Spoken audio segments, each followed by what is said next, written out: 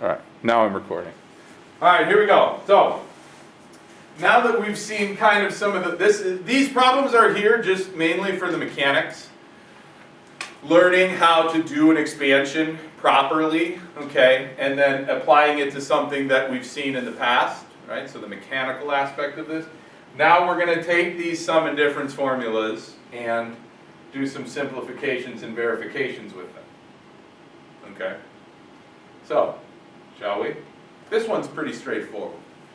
This question says simplify. Now, if you want to, I'm not going to do this, but if you wanted to and you had a copy of the toolbox somewhere, we can now add to the toolbox, expand a sine or cosine of a sum or difference using the sum or difference formulas.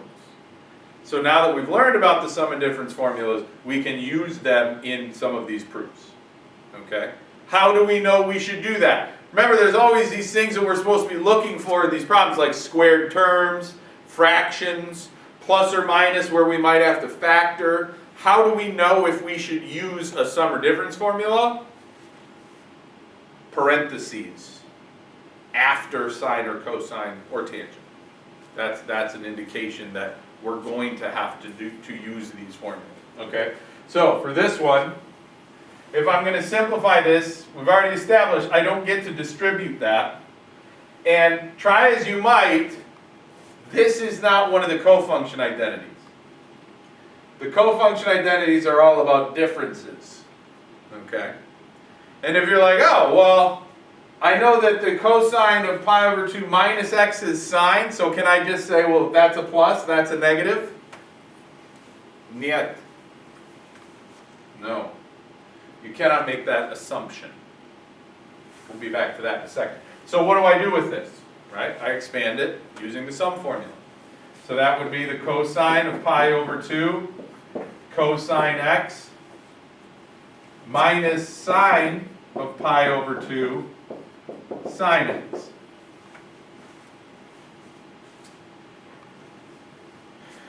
And just like in the opener,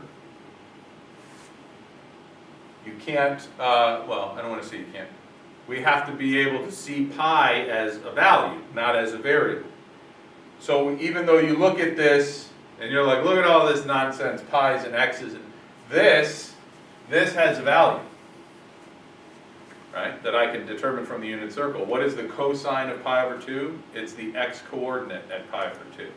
And the x-coordinate of pi over 2 is 0 times the cosine of x minus the sine of pi over 2 is the y-coordinate at pi over 2, which is 1 times the sine of x. And 0 times anything is 0. It's not the cosine, this doesn't become the cosine of 0. You multiply anything times 0, it goes away. So this is gone, right? This is 0. We can call it 0, fine. Minus 1 times sine x is sine x. And when we subtract sine x from 0, we get negative sine x. Now, I know I said you can't just say, oh, this is a minus, we'll make it, this is a plus, we'll make it a minus. That doesn't always work. Okay, just take my advice on that for now.